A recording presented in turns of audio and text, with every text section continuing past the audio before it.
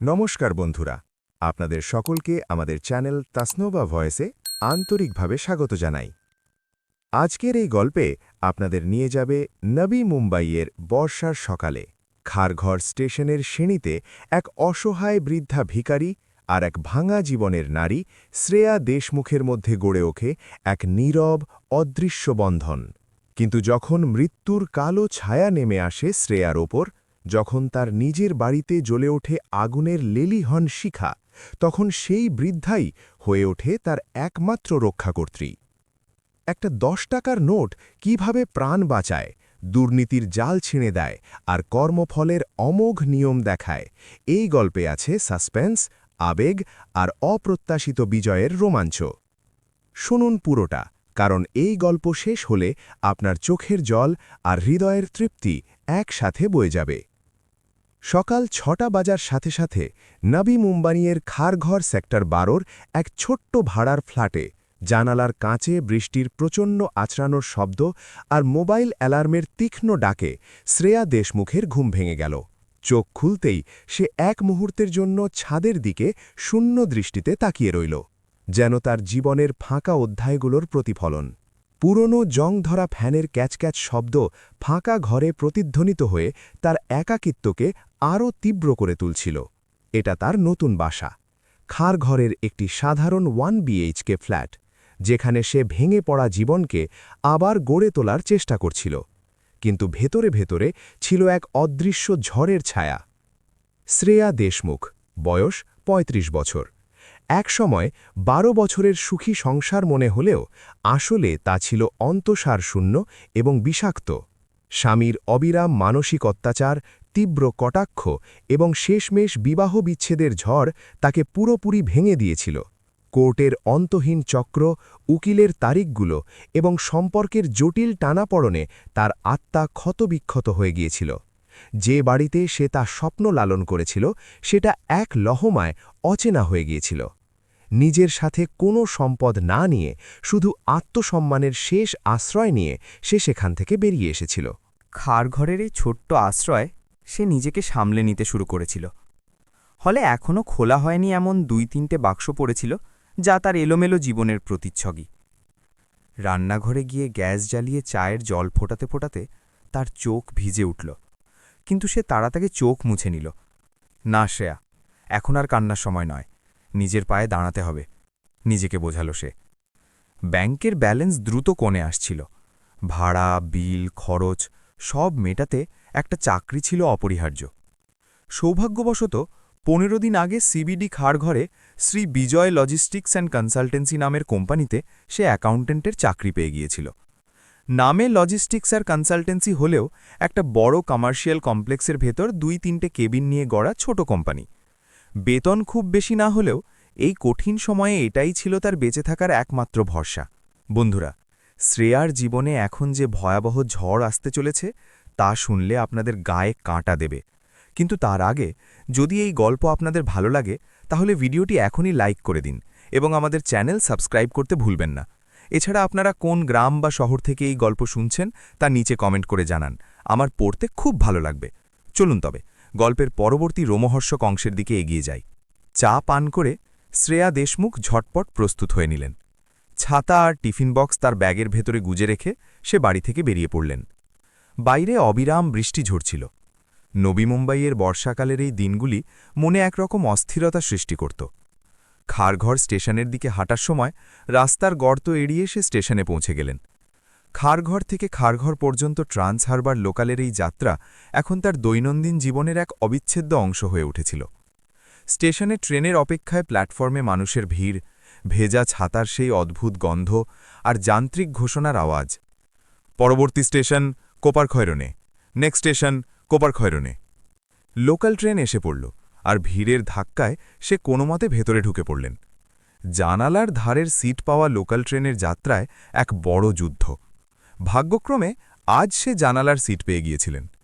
Train চলতে শুরু করল, আর থানে খাড়ির ব্রিজের ওপর দিয়ে যাওয়ার সময় জানালা দিয়ে আসা ঠান্ডা হাওয়া তার মুখ স্পর্শ করল। কুয়াশায় ঢাকা পাহাড় আর খাড়ির শান্ত জলের দিকে তাকিয়ে তার নিজের জীবনের কথা মনে পড়ত। কখনো কখনো এই যাত্রায় সে হঠাৎ কেঁদে ফেলত, কিন্তু আশেপাশের অচেনা ভিড়ে সে নিজের চোখের জল আলগোছে লুকিয়ে ফেলত। কোপারখৈরনে, নেরুল, কোপারখৈরনে পেরিয়ে ৪৫ মিনিটের যাত্রা শেষে ট্রেন খারঘর স্টেশনে পৌঁছাল। খারঘর স্টেশন মানে নবী মুম্বাইয়ের এক বড় জংশন। স্টেশনের বাইরে বেরোতেই রিকশাওয়ালাদের চিৎকার, বড়াপাবের দোকান থেকে আসা সুগন্ধ আর অফিসে পৌঁছানোর জন্য দৌড়াদৌড়ি করা চাকুরিজীবীরা, এই সব কোলাহলের মাঝে শ্রেয়া স্টেশনের মূল ব্রিজের সিঁড়ি দিয়ে নামছিলেন। আর সেখানেই সে সিঁড়ির ঠিক কোণে সেই মহিলাকে দেখতে পেলেন, সাবিত্রীবাই। সাবিত্রীবাই একজন অত্যন্ত দরিদ্র, বৃদ্ধা এবং অসহায় মহিলা। গায়ে একটা পুরনো, জায়গায় জায়গায় তালি লাগানো কিন্তু পরিষ্কার সুতির শাড়ি, মুখে বলিরেখার জাল, যেখানে জীবন তাকে দেওয়া অনেক আঘাত লুকিয়ে রেখেছিল। তার সামনে একটা পুরনো অ্যালুমিনিয়ামের কৌটো রাখা থাকত। সাবিত্রীবাই অন্যান্য ভিখারিদের মতো মানুষের পেছনে লেগে পদর ছড়িয়ে বা কেঁদে কেঁদে ভিক্ষা চাইতেন না। তিনি সেখানে এক কোণে শান্তভাবে ঘাড় নিচু করে বসে থাকতেন। তার চোখে ছিল এক ধরনের স্থিরতা আর প্রচণ্ড অসহায়তা। শ্রেয়ার চাকরির প্রথম দিন যখন সে তাড়াহুড়ো করে সিঁড়ি দিয়ে নামছিলেন, তখন তার নজর সাবিত্রীবাইয়ের উপর পড়েছিল। সেই বৃষ্টিতে সাবিত্রীবাই একটা পুরনো প্লাস্টিকের নিচে ঠান্ডায় থরথর করে কাঁপছিলেন। শ্রেয়ার নিজের দুঃখের চেয়ে সেই বৃদ্ধার দুঃখ সেই মুহূর্তের জন্য অনেক বড় মনে হয়েছিল। সে ব্যাগ থেকে ১০ টাকার একটা নোট বের করে সাবিত্রীবাইয়ের কৌটোয় দিয়েছিল। সাবিত্রীবাই মাথা তুলে শ্রেয়ার দিকে তাকিয়েছিলেন। সেই কুচকানো মুখে এক অত্যন্ত কৃতজ্ঞতাপূর্ণ হাসি ফুটে উঠেছিল, আর তার কাঁপতে থাকা ঠোঁট বিড়জির করে বলেছিল, সুখে থাকিস মা, ভগবান তোকে অনেক আয়ু দিক। সেই আশীর্বাদ শ্রেয়ার হৃদয়ে গিয়ে লেগেছিল। এমনকি তার নিজের বাবা মাও বিবাহ বিচ্ছেদের পর তাকে আপন করে নেয়নি।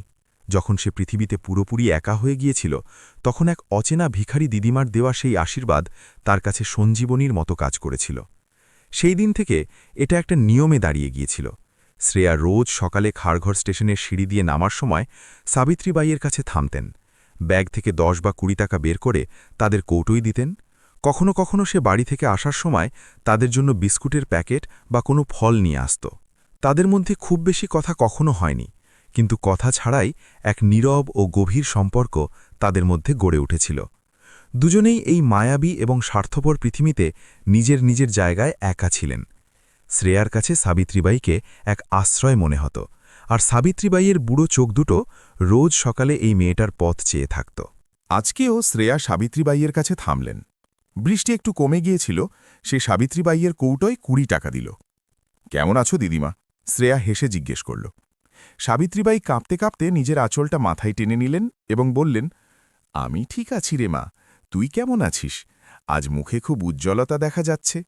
নিজের খেয়াল রাখিস মা, দুনিয়া বড় খারাপ। শ্রেয়া হাসল, কিছু না দিদিমা, মানুষের ভিড় কম ছিল তো তাই। আমি বেরোচ্ছি, অফিসে দেরি হয়ে যাবে। যা মা, সাবধানে যা। সাবিত্রীবাই চলে যাওয়া শ্রেয়ার দিকে তাকিয়ে আরও একবার মনে মনে ঈশ্বরের কাছে প্রার্থনা করলেন। এই ঘটনার এখন ঠিক ২ মাস কেটে গিয়েছে। শ্রেয়ার জীবনের এলোমেলো অবস্থা এখন ধীরে ধীরে গুছিয়ে আসছিল। সকালে খারঘর থেকে লোকাল ধরা, খারঘরে নামা, স্টেশনের বাইরে সাবিত্রীবাই দিদিমার কৌটোয় ২০ টাকার নোট দেওয়া এবং তারপর শ্রী বিজয় লজিস্টিক্সের অফিসে গিয়ে সন্ধ্যা পর্যন্ত হিসেবের জালে মাথা গুজে থাকা, এটাই ছিল তার রোজকার রুটিন। আজকের সকালটাও ছিল ৪-৫টা দিনের মতোই। নভেম্বর মাস শুরু হয়েছিল, তাই বাতাসে একটা হালকা ঠান্ডার আমেজ ছিল। লোকালের সেই নিয়মিত ধাক্কাধাক্কি সামলে শ্রেয়া খারঘর স্টেশনে নামলেন। সিঁড়ি দিয়ে নামার সময় সে সাবিত্রীবাইকে খুঁজছিলেন। সাবিত্রীবাই তার অভ্যস্ত জায়গায় একটা খাম্বার কাছে হাঁটুতে মাথা গুজে বসেছিলেন। শ্রেয়া তার কাছে গেলেন। সে ব্যাগের চেন খুলে ২০ টাকার একটা নোট বের করল। সাবিত্রীবাইয়ের কৌটোয় নোটটা দেওয়ার জন্য শ্রেয়া যেমনই নিচু হল, অমনি হঠাৎ এক অভাবনীয় ঘটনা ঘটল। সাবিত্রীবাইয়ের এক কুচকানো কিন্তু আশ্চর্যজনক শক্ত এবং বরফশীতল হাত হঠাৎ এগিয়ে এলো এবং শ্রেয়ার কবজি শক্ত করে চেপে ধরল। তার সেই ধরাটা এতটাই শক্ত ছিল যে শ্রেয়ার হাতে হালকা যন্ত্রণা হচ্ছিল। শ্রেয়া চমকে গিয়ে পিছিয়ে আসবে, তখনই সাবিত্রীবাই মাথা তুললেন। শ্রেয়ার হৃৎপিণ্ড যেন থমকে গেল। সাবিত্রীবাইয়ের সেই কোটরাগত চোখ দুটো আজ অন্য দিনের মতো শান্ত ছিল না। সেই চোখে ছিল এক ভয়ানক আতঙ্ক, এক প্রচণ্ড ভয়, যেন তিনি সাক্ষাৎ যমদূতকে দেখেছেন। সাবিত্রীবাইয়ের সারা শরীর থরথর করে কাঁপছিল। তিনি আজব নজরে চারপাশটা দেখলেন এবং শ্রেয়াকে আরও কাছে টেনে খুব নিচু স্বরে বললেন, মা, আমার কথা শোন, আজ রাতে যাই হয়ে যাক না কেন নিজের বাড়িতে যাস না। শ্রেয়া সারা গায়ে কাটা দিয়ে উঠল। দিদিমা, কি হয়েছে? তুমি এমন কেন বলছো? শ্রেয়া নিজের হাত ছাড়ানোর চেষ্টা করতে করতে ভয়ার্ত গলায় জিজ্ঞেস করল। কিন্তু সাবিত্রীবাইয়ের ধরা একটুও আলগা হল না। তার চোখ দিয়ে এখন জল পড়তে শুরু করেছে। তার গলা কাঁপছিল। মা, আমি যতটুকু বলছি ততটুকু কর। আজকের রাত কাল রাত্রে অন্য কোথাও থেকে যা, কারো বাড়িতে আশ্রয় নেই, কিন্তু আজ রাতে খাড় ঘরের তোর ওই বাড়িতে পা রাখিস না। প্রাণের ঝুঁকি আছে, বুঝলি? বাড়ি যাস না। এই কথাগুলো বলার সময় সাবিত্রীবাইয়ের নজর স্টেশনের বাইরে দাঁড়িয়ে থাকা একটা স্করপিও গাড়ির দিকে গেল, আর তিনি ঝট করে পিছিয়ে গেলেন। তিনি শ্রেয়ার হাত ছেড়ে দিলেন এবং আবার নিজের মাথা হাঁটুতে লুকিয়ে নিলেন। যা, এখন যা এখান থেকে, তাড়াতাড়ি যা। তিনি নিজের মনেই বিড়বিড় করতে থাকলেন। শ্রেয়া পুরোপুরি অসাড় হয়ে গিয়েছিল। তার পায়ের তলার মাটি সরে যাওয়ার মতো মনে হচ্ছিল। এই দিদিমা কি করে জানলেন যে আমার বাড়ি খাড় ঘরে? আর আজ রাতে আমার জীবনে কি ঝুঁকি থাকতে পারে? এই প্রশ্নগুলো তার মাথায় হাতুড়ির মতো বাজছিল। সে তেমনি 2 পা পিছিয়ে গেল এবং অস্থির মনে ধকধক করা বুকে অফিসের দিকে হাঁটতে শুরু করল। রাস্তা দিয়ে হাঁটার সময় তার মনে হচ্ছিল কেউ তার পিছু নিচ্ছে। প্রতিটা কদম ফেলার সময় সাবিত্রীবাইয়ের সেই কাঁপা কাঁপা কথাগুলো তার কানে প্রতিধ্বনিত হচ্ছিল। বাড়ি যাস না, প্রাণের ঝুঁকি আছে। কোনোভাবে সে অফিসে পৌঁছল। শ্রী বিজয় লজিস্টিক্স অ্যান্ড কনসালটেন্সির সেই কাঁচের দরজা দিয়ে ভেতরে ঢোকার সময় আজ তার প্রথমবার এক ধরনের ভয় লাগল। সে নিজের সিটে গিয়ে বসল, কম্পিউটার চালু করল, কিন্তু কিছুতেই মন বসছিল না। কিছুক্ষণ পর অফিসের দরজা খুলল, আর তার বস অরুণ মেহতা ভেতরে এলেন। অরুণ মেহতা দেখতে অত্যন্ত চকচকে, গায়ে সবসময় দামি ব্র্যান্ডের পোশাক, চোখে সোনার ফ্রেমের চশমা, আর ঠোঁটে এক কৃত্রিম ধূর্ত হাসি থাকা মানুষ। যিনি দেখতে যতটা কর্পোরেট মনে হতেন, ভেতরে ভেতরে তিনি ততটাই কুটিল ছিলেন। এটা শ্রেয়াই 2 মাসে কিছুটা বুঝে গিয়েছিল। অরুণ নিজের কেবিনে যাওয়ার সময় শ্রেয়ার ডেস্কে 4-5টা মোটা ফাইল আছড়ে রাখলেন। শ্রেয়া, এ দেখো, এটা শক্তি এন্টারপ্রাইজের লেজার। তাদের গত 6 মাসের বিল পেন্ডিং আছে, প্রায় 80 লাখ টাকার পেমেন্ট। আজকের মধ্যেই দুপুর নাগাদ এটা ক্লিয়ার করে দাও আর আমাকে রিপোর্ট দাও। আজ চেকে সই করতে হবে আমাকে। অরুণ তাড়াহুড়ো করে বললেন এবং নিজের কেবিনে চলে গেলেন। শ্রেয়া একটা লম্বা শ্বাস নিল এবং সাবিত্রীবাইয়ের চিন্তা সরিয়ে রেখে কাজে লেগে গেল। সে শক্তি এন্টারপ্রাইজের ফাইল খুলল। সে জন্মগতভাবেই একজন অত্যন্ত বুদ্ধিমান এবং নিখুঁত অ্যাকাউন্টেন্ট ছিল। সংখ্যার গড়মিল তার এক নজরেই ধরা পড়ত। সে প্রথম ফাইলটা দেখল, 15 লাখ টাকার কনসাল্টিং বিল ছিল। দ্বিতীয় ফাইলটা 18 লাখ টাকার লজিস্টিক ট্রান্সপোর্ট বিল। কিন্তু যেমনই সে বিলগুলো খুঁটিয়ে দেখল, অমনি তার কপালে ভাঁজ পড়ল। বিলগুলোতে কোম্পানির স্ট্যাম্প ছিল, কিন্তু রিসিভড বাই আর অথরাইজড সিগনেটারির জায়গায় কারো সই ছিল না। একটা বিলের উপরেও ক্লায়েন্টের সই ছিল না। এমনকি সেই বিলগুলোর সাথে যুক্ত ট্রান্সপোর্টের রিসিটগুলোতে কোনো গাড়ির নম্বর বা পৌঁছনোর প্রমাণ ছিল না। 80 লাখ টাকার লেনদেন আর একটা সাধারণ সই নেই। এটা পরিষ্কার কাগজের কারচুপি ছিল। শ্রেয়া সঙ্গে সঙ্গে বুঝতে পারল যে শক্তি এন্টারপ্রাইজ কোনো আসল কোম্পানি নয়, এটি একটি বোগাস কোম্পানি এবং পুরোটাই কালো টাকা সাদা করার কৌশল। এটা তার চাকরির ওপর প্রশ্ন ছিল। কাল যদি অডিট হয়, তবে সই না দেখে পেমেন্ট রিলিজ করার দায় তারই ওপর আসবে। শ্রেয়া ফাইলটা তুলে নিয়ে সোজা অরুণ মেহতার কেবিনে গেল। সে নক করে ভেতরে ঢুকল। অরুণ কারোর সাথে ফোনে খুব নিচু স্বরে কিন্তু রাগত গলায় কথা বলছিলেন। আরে সেই কাজটা আজকের মধ্যে হওয়া চাই, আমি বলছি না, কোনো প্রমাণ যেন না থাকে। শ্রেয়াকে ভেতরে আসতে দেখে তিনি তাড়াতাড়ি ফোন কেটে দিলেন। তার মুখে একটা অস্বস্তি ফুটে উঠল। কি হলো শ্রেয়া, পেমেন্ট রিলিজ করে দিয়েছ? তিনি মুখে একটা নকল হাসি এনে জিজ্ঞাসা করলেন। স্যার, এই ফাইলে একটা সমস্যা আছে। শ্রেয়া ফাইলটা টেবিলে রেখে বলল, এই শক্তি এন্টারপ্রাইজের একটা বিলেও ক্লায়েন্টের সই নেই, আর সাথে মাল ডেলিভারির কোনো প্রমাণ নেই। এত বড় অঙ্কের পেমেন্ট আমি সই ছাড়া কিভাবে প্রসেস করব? কাল অডিটে সমস্যা হবে। শ্রেয়ার এই কথা শুনতেই অরুণের মুখের রং উড়ে গেল। তার কপালে ঘামের ফোঁটা চিকচিক করতে লাগল। তিনি নিজেকে সামলে নিয়ে চেয়ার থেকে একটু সামনে ঝুঁকে এলেন। তার দৃষ্টি এখন রাগে পূর্ণ হয়ে গিয়েছিল। আরে শ্রেয়া, তুমি নতুন আছো, কর্পোরেট জগতে এমনটাই চলে। এই শক্তি এন্টারপ্রাইজের লোকেরা আমার খুব পুরনো আর বিশ্বস্ত ক্লায়েন্ট। তুমি বেশি মাথা ঘামিও না, আমি বলছি না প্রসেস করতে, করে দাও। তার গলা এখন একটু কর্কশ হয়ে গিয়েছিল। কিন্তু স্যার, আমার অ্যাকাউন্ট্যান্ট আইডি থেকে এই ট্রানজ্যাকশন হবে। কাল যদি কোনো তদন্ত হয়, তবে আমি কি উত্তর দেব? আমাকে অন্তত এতে আপনার অ্যাপ্রুভালের একটা লিখিত সই দিন। শ্রেয়া দৃঢ়ভাবে বলল। এটা শোনামাত্রই অরুণ মেহতা ঝট করে চেয়ার থেকে উঠে দাঁড়ালেন। তিনি সেই ফাইলটা শ্রেয়ার হাত থেকে এক প্রকার ছিনিয়ে নিলেন। তার চোখ দুটো লাল হয়ে গিয়েছিল। তোমাকে যতটুকু বলা হয়েছে ততটুকু কাজ কি তুমি করতে পারো না? কিসের জন্য মাইনে দিই আমি? বেশি পণ্ডিতি দেখিও না আমাকে। যাক, নিজের জায়গায় গিয়ে বসো। এটা আমিই দেখে নিচ্ছি কি করতে হবে। তিনি কার্যত চিৎকার করে উঠলেন। শ্রেয়া সেখান থেকে মুখ বুজে বেরিয়ে এলো। তার হৃৎপিণ্ড বুক চিরে বেরিয়ে আসবে মনে হচ্ছিল। সে এখন নিশ্চিত হয়ে গিয়েছিল যে এই কোম্পানিতে কোনো খুব ভয়ানক এবং বেআইনি কাজ চলছে, আর সে অজান্তে এক ভুল মানুষের ফাইলে নাক গলিয়ে ফেলেছে। সে নিজের জায়গায় এসে বসল আর জল খাওয়ার জন্য বোতল খুঁজতে লাগল। হঠাৎ তার ডেস্কে একটা বড় ছায়া পড়ল। সে ওপরের দিকে তাকাল। সামনে অফিসের সিকিউরিটি গার্ড বিকাশ দাঁড়িয়েছিল। বিকাশ নামটা সিকিউরিটি গার্ড হলেও তাকে দেখতে বড়সড় গুন্ডার মতো লাগত। 6.5 ফুট উচ্চতা, পেশিবহুল শরীর, মুখে সবসময় তামাক আর চোখে এক বিচিত্র লালসা ও নিষ্ঠুর ভাব। তাকে কোম্পানির গার্ড কম আর অরুণ মেহতার ব্যক্তিগত গুন্ডা বেশি মনে হতো। কে ম্যাডাম, আজ খুব কাজ দেখা যাচ্ছে। বিকাশ তার হলুদ দাঁত বের করে একটা অদ্ভুত হাসি দিল। শ্রেয়া তার দিকে না তাকিয়ে শুধু ঘাড় নাড়ল। বিকাশের নজর তাকে সব সময় অস্বস্তিতে ফেলত। বিকাশ দুটো হাত শ্রেয়ার ডেস্কে রাখল এবং একটু সামনে ঝুঁকে অত্যন্ত রহস্যময় স্বরে বলল, ম্যাডাম, আপনি খার ঘরে থাকেন না? মানে রোজ ট্রান্স হারবারে যাতায়াত করেন? শ্রেয়া চমকে উঠল। হ্যাঁ, কেন রে, কি কাজ? সে নিজের গলায় একটু কড়া ভাব আনার চেষ্টা করল। না, মানে কাল আমি খার ঘরে গিয়েছিলাম এক সাহেবের কাজে। সেক্টর 12-এ আমার মনে হলো আমি আপনাকে দেখেছিলাম ওদিকে। আপনার বিল্ডিং কোনটা ম্যাডাম, আর ঘর নম্বর কত? মানে কখনো কোনো সাহায্যের দরকার পড়লে যেন জানা থাকে, তাই জিজ্ঞেস করছি।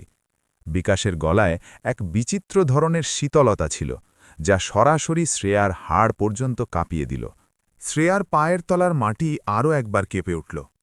সকালে সাবিত্রীবাই যে সতর্কবার্তা দিয়েছিলেন, আজ রাতে বাড়ি যেও না, তার ওপর অরুণের সেই সন্দেহজনক ব্যবহার, আর এখন এই বিকাশ সরাসরি তার ঠিকানা জিজ্ঞেস করছে, এগুলো সব যে কাকতালীয় ছিল না তা সে পরিষ্কার বুঝতে পারছিল। আমার বাড়ি স্টেশনের কাছেই, আর তোমার সাহায্যের আমার কোনো প্রয়োজন নেই, তুমি নিজের কাজ করো। শ্রেয়া ফাইলের দিকে তাকিয়ে উত্তর দিল। বিকাশ ধূর্তভাবে হাসল। ঠিক আছে ম্যাডাম, রাগ করছেন কেন? আমি তো আমার কাজই করছি। সাহেব যে কাজটা করতে বলেছেন সেই কাজটাই। এই কথা বলে সে মুখ ভর্তি তামাক চিবোতে চিবোতে শীষ দিতে দিতে সেখান থেকে চলে গেল। শ্রেয়া এবার একদম ভেঙে পড়ল। তার মাথায় বিপদের ঘণ্টা প্রচণ্ড জোরে বাজছিল। অরুণ মেহতার ফোনে সেই কথোপকথন, বোগাস ফাইলের ওপর তার আপত্তি, আর বিকাশের তার বাড়ির ঠিকানা নিয়ে তল্লাশি, শ্রেয়া একটা ব্যাপার পরিষ্কার দেখতে পাচ্ছিল। অরুণ বুঝতে পেরেছিল যে শ্রেয়া এই দুর্নীতির খবর জেনে গিয়েছে, আর এমন মানুষরা নিজের রাস্তা কিভাবে পরিষ্কার করতে হয় তা খুব ভালো করেই জানে। এসি চলা সেই কেবিনের ভেতরেও সে ঘামে ভিজে গিয়েছিল। হাত পা যেন অবশ হয়ে আসছিল। বিকাল 5টা বাজতে চলল। বাইরে অন্ধকার নামতে শুরু করেছিল। সাবিত্রীবাইয়ের কথাগুলো এখন কোনো ভবিষ্যৎবাণীর মতো তার চোখের সামনে ভাসছিল। সন্ধ্যা 6টা বাজতেই অফিসের সময় শেষ হল। শ্রেয়া তড়িঘড়ি করে ল্যাপটপটা ব্যাগে পুরল। তার হাত রীতিমতো থরথর করে কাঁপছিল। অরুণ মেহতা তখন নিজের কেবিনে ছিলেন না, আর বিকাশও কোথাও বাইরে গিয়েছিল। এই সুযোগ কাজে লাগিয়ে সে পেছনের দিক দিয়ে দ্রুত অফিস থেকে বেরিয়ে এলো। বাইরে বেরোনোর পর সে একটা লম্বা শ্বাস নিল, কিন্তু বুকের ধরফড়ানি কমছিল না। সিবিডি খারঘরের সেই জনাকীর্ণ রাস্তা দিয়ে হাঁটার সময় তার মনে হচ্ছিল প্রতিটা মানুষ তাকে সন্দেহের নজরে দেখছে। কালো মেঘ জমে এসেছিল আর ঝিরঝিরে বৃষ্টি শুরু হয়েছিল। স্টেশনের পথে হাঁটার সময় শ্রেয়ার মাথায় চিন্তার ঝড় বইছিল। বিকাশ কেন আমার ঠিকানার খোঁজ নিচ্ছিল? অরুণ স্যার সেই বোগাস ফাইল নিয়ে আমাকে অত রাগে কেন ধমকালেন? আর সবচেয়ে বড় কথা, সাবিত্রীবাই এই সব কিছুর কথা আগে ভাগেই কিভাবে টের পেলেন? শ্রেয়া কিছুই বুঝতে পারছিল না, কিন্তু একটা বিষয় নিশ্চিত ছিল, সাবিত্রীবাইয়ের সেই কোটরাগত ভীত চোখে যে সত্যটা ছিল সেটা উপেক্ষা করার মতো ছিল না। প্ল্যাটফর্মে লোকাল ট্রেন এলো। শ্রেয়া খারঘর যাওয়ার কামরায় পা রাখতে গেল ঠিকই, কিন্তু তার পা এগোচ্ছিল না। সাবিত্রীবাইয়ের সেই কাঁপা কাঁপা কথাগুলো তার কানে বারবার প্রতিধ্বনি তুলছিল। আজ রাতে যাই হয়ে যাক, নিজের বাড়ি যেও না। অন্য কোথাও থাকো, কিন্তু বাড়ি যেও না। সে চোখ দুটো শক্ত করে বন্ধ করল। না, আজ আমি বাড়ি যাব না। সে মনে মনে দৃঢ় সংকল্প করল। ব্যাগ থেকে মোবাইল বের করে সে তার প্রিয় বন্ধু কৃতিকাকে ফোন করল। কৃতিকা তার কলেজ জীবনের বন্ধু ছিল এবং সে নেরুলে সেক্টর 17-এ থাকত। হ্যালো কৃতিকা, আজ রাতে কি আমি তোর কাছে থাকতে আসতে পারি? একটু কাজ ছিল আর খুব একা একা লাগছিল। শ্রেয়া নিজের গলার কাঁপুনি লুকানোর প্রাণপণ চেষ্টা করে জিজ্ঞাসা করল। আরে হ্যাঁ, আয় না, এতে জিজ্ঞেস করার কি আছে? আমি বাড়িতেই আছি, তুই নেরুলে নেমে সোজা বাড়ি চলে আয়। কৃতিকা তার স্বাভাবিক উৎসাহে উত্তর দিল। শ্রেয়া কোপার খৈরান থেকে নেরুল যাওয়ার লোকাল ধরে কৃতিকার বাড়িতে পৌঁছাল। দরজা খুলতেই কৃতিকা শ্রেয়ার সাদা ফ্যাকাশে হয়ে যাওয়া মুখ দেখে ভয় পেয়ে গেল। শ্রেয়া, কি হয়েছে তোর? এমন ভয় পেয়ে আছিস কেন? আর এই ঠান্ডায় এত ঘামছিস কেন তুই? কৃতিকা তাকে ভেতরে নিয়ে জল দিতে দিতে জিজ্ঞাসা করল। শ্রেয়ার সোফায় ভেঙে পড়ল। জলের গ্লাস ঠোঁটে ছোঁয়ানোর সময় তার হাত কাঁপছিল। সে কৃতিকাকে অফিসের সমস্ত ঘটনার কথা বলল, সেই ৮০ লাখ টাকার বোগাস ফাইল, অরুণ মেহতার রাগ, বিকাশের খোঁজ নেওয়া আর স্টেশনের বাইরে সাবিত্রীবাইয়ের সেই বুক কাঁপানো সতর্কবার্তা। কৃতিকা সব শুনে স্তম্ভিত হয়ে গেল। শ্রেয়া, এই সব কিছু খুব ভয়ানক মনে হচ্ছে। তুই আজ এখানে এসেছিস, খুব ভালো করেছিস। কাল আমরা সোজা পুলিশের কাছে যাব। আজকের রাতটা তুই শান্তিতে ঘুমা। কৃতিকা তাকে সাহস দিতে দিতে বলল। রাতের খাবার খেয়ে দুজনে শুতে গেল ঠিকই, কিন্তু শ্রেয়ার চোখ থেকে ঘুম অনেক দূরে পালিয়ে গিয়েছিল। রাত 12টা বেজে গিয়েছিল। বাইরে বৃষ্টির জোর বেড়েছিল। জানালার কাছে বৃষ্টির ফোঁটা আছড়ে পড়ার শব্দ সেই নিস্তব্ধ রাতে আরও বেশি ভয়ানক মনে হচ্ছিল। শ্রেয়া ছাদের দিকে একদৃষ্টে তাকিয়ে শুয়েছিল। ফ্যানের ঘুরতে থাকা ছায়াটাকে তার কোনো রাক্ষসের মতো মনে হচ্ছিল। আমি কি অযথাই ভয় পাচ্ছি? সাবিত্রীবাই বৃদ্ধ মানুষ, ওনার কথার হয়তো কোনো মানে নেই। অরুণ স্যারও হয়তো অতটা খারাপ নন। আমি কি অকারণেই ঘর ছেড়ে এখানে চলে এলাম? এমন অনেক উল্টোপাল্টা চিন্তা তার মাথায় পাক খাচ্ছিল। চোখ বন্ধ করলেই সে বিকাশের সেই হলুদ দাঁত আর ধূর্ত হাসি দেখতে পাচ্ছিল। রাত 1:45 বেজেছিল। নিস্তব্ধতা এতটাই ছিল যে দেওয়াল ঘড়ির টিকটিক শব্দও পরিষ্কার শোনা যাচ্ছিল। আর হঠাৎ সেই নিঝুম নিস্তব্ধতায় শ্রেয়ার মোবাইলটা জোরে বেজে উঠল। সেই ভয়ানক আওয়াজে শ্রেয়া চমচে উঠে বসল। তার বুকে ধক করে উঠল। মোবাইলের স্ক্রিনে নাম ভেসে উঠছিল, জয়ন্ত কাকা, খারঘর। রাত 1:45 সময় প্রতিবেশীর ফোন। শ্রেয়ার হাত কাঁপছিল। সে সবুজ বোতাম টিপে ফোনটা কানে ধরল। হ্যালো? শ্রেয়ার আওয়াজ গলাতেই আটকে গেল। ওপাশ থেকে জয়ন্ত কাকার প্রচণ্ড আতঙ্কিত, হাঁপাতে থাকা এবং চেরা গলা শোনা গেল। তার গলার আওয়াজের পেছনে মানুষের প্রচণ্ড চিৎকার আর সাইরেনের শব্দ শোনা যাচ্ছিল। শ্রেয়া, ওরে কোথায় আছিস তুই? ঈশ্বরকে ধন্যবাদ যে তোকে ফোনটা লেগেছে। ওরে মা, তোর ফ্ল্যাটে ভীষণ আগুন লেগেছে। গ্যাস সিলিন্ডার ফাটার মতো ভয়ানক বিস্ফোরণ হয়েছে। পুরো বিল্ডিং আমরা খালি করে দিয়েছি। তুই কোথায় আছিস? শ্রেয়ার হাত থেকে মোবাইলটা ছিটকে বিছানায় পড়ে গেল।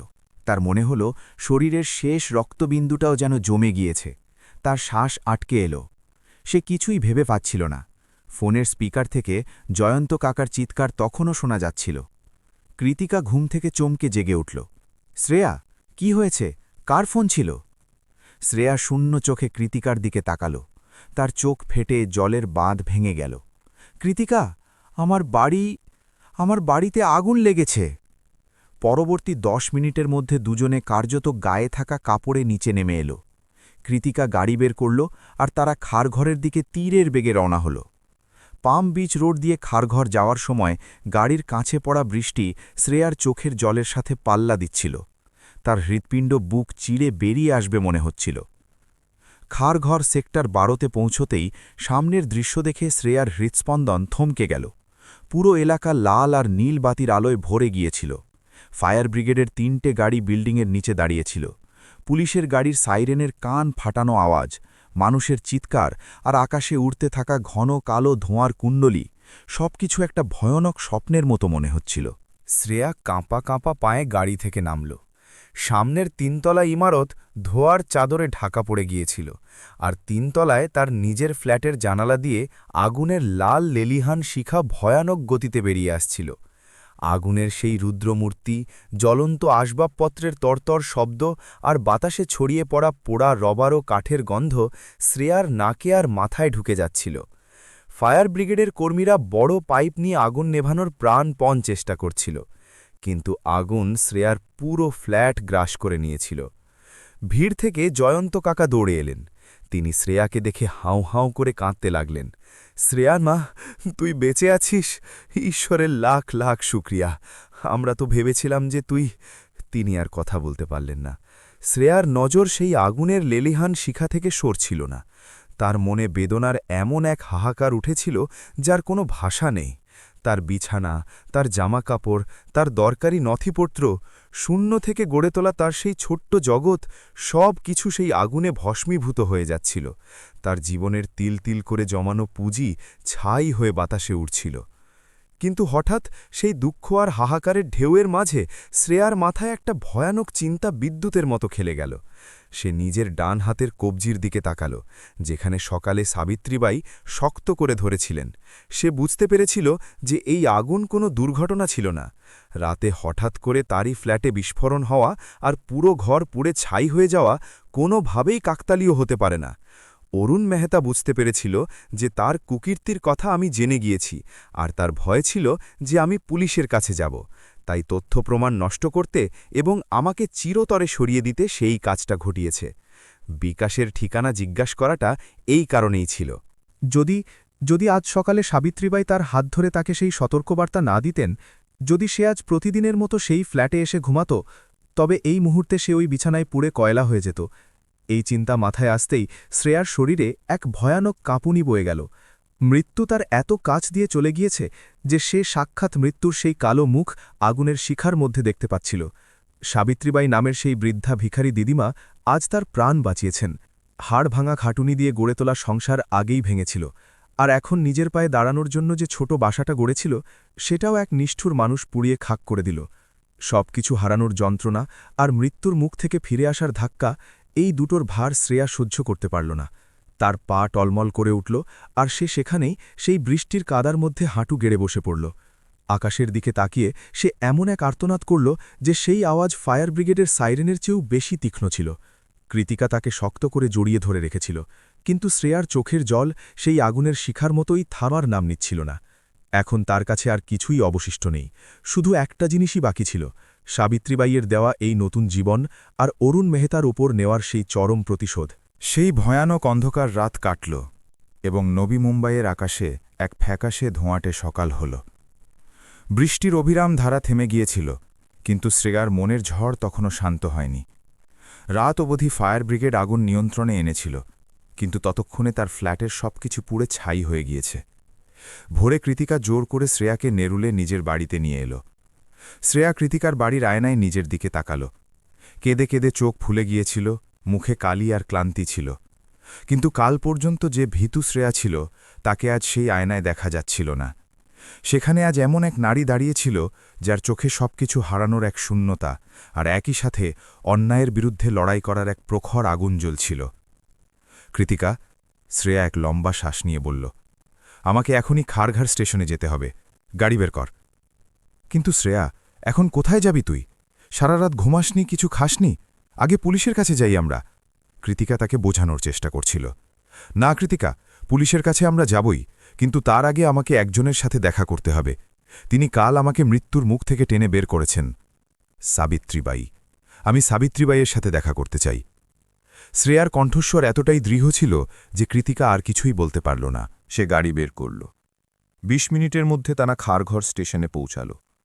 সকালের ভিড় শুরু হয়ে গিয়েছিল।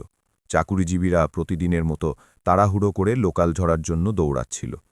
শ্রেয়া গাড়ি থেকে নেমে স্টেশনের সিঁড়ির দিকে দৌড়াল। তার চোখ পাগুলের মতো সাবিত্রীবাইকে খুঁজছিল। সিঁড়ির এক কোণে চিরচেনা সেই খাম্বায় হেলান দিয়ে সাবিত্রীবাই বসেছিলেন। তার মুখটা পুরোপুরি শুকিয়ে গিয়েছিল, যেন তিনিও সারা রাত ঘুমাননি। তার নজর স্টেশনের প্রবেশদ্বারের দিকে স্থির ছিল। শ্রেয়াকে দৌড়ে আসতে দেখে সাবিত্রীবাইয়ের নির্জীব চোখে হঠাৎ প্রাণ ফিরে এলো।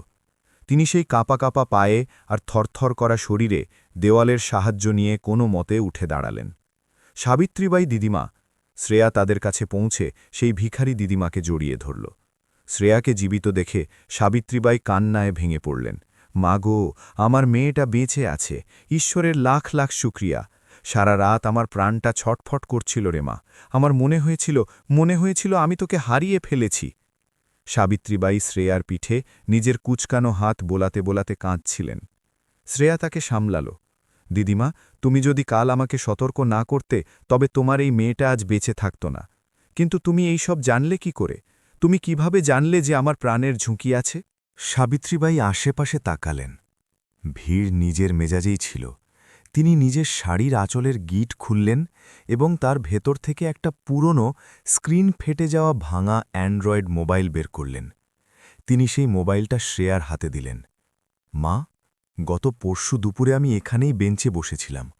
তোর সেই লম্বা চওড়া আর হলুদ দাঁতের সিকিউরিটি গার্ডটা, ও কারোর সাথে ফোনে কথা বলতে বলতে এখানে এলো। আমি ওকে চিনি, ও অফিসে যাওয়ার সময় ওকে দেখা যায়।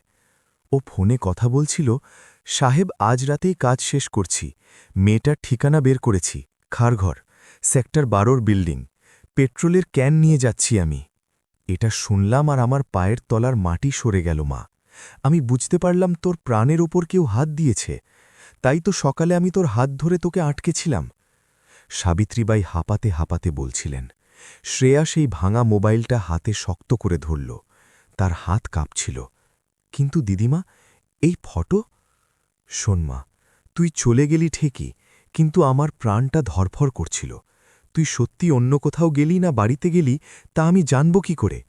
তাই আমি ভিক্ষা করা ছেড়ে রাতের লোকাল ধরে খারঘর গেলাম। সেক্টর 12-এ গিয়ে একটা গাছের আড়ালে লুকিয়ে বসে থাকলাম। আমি জানতাম ওই শয়তানগুলো আসবে, আর মাঝরাতে সেই হলুদ দাঁতের গুন্ডাটা তার এক সাঙ্গাতকে নিয়ে এলো। তাদের হাতে পেট্রোলের বড় বড় ক্যান ছিল। মা, আমার বুক কাঁপছিল। আমি বুড়ো মানুষ, তাদের সামনে কি করতাম? কিন্তু আমার এই ফোনে ক্যামেরা আছে। আমি অন্ধকার থেকে গাছের আড়ালে লুকিয়ে তাদের আসা আর যাওয়ার সবকিছুর ফটো এই ডাব্বায় বন্দি করেছি মা। এই নে, দেখ তুই নিজেই। সাবিত্রীবাই কাঁপতে কাঁপতে আঙুল দিয়ে মোবাইলের গ্যালারি খুললেন। শ্রেয়া আর কৃতিকা স্ক্রিনের দিকে তাকালো, আর শ্রেয়ার সারা গায়ে কাঁটা দিয়ে উঠল। সেই আবছা কিন্তু স্পষ্ট দেখা যাওয়া ফটোতে অফিসের সিকিউরিটি গার্ড বিকাশ আর অন্য এক অচেনা গুন্ডাকে শ্রেয়ার ইমারতে ঢুকতে দেখা যাচ্ছিল। তাদের হাতে নীল রঙের পেট্রোলের বড় বড় ক্যান ছিল। ফটোর নিচে রাত 1:15 সময় আর তারিখ স্পষ্ট দেখা যাচ্ছিল।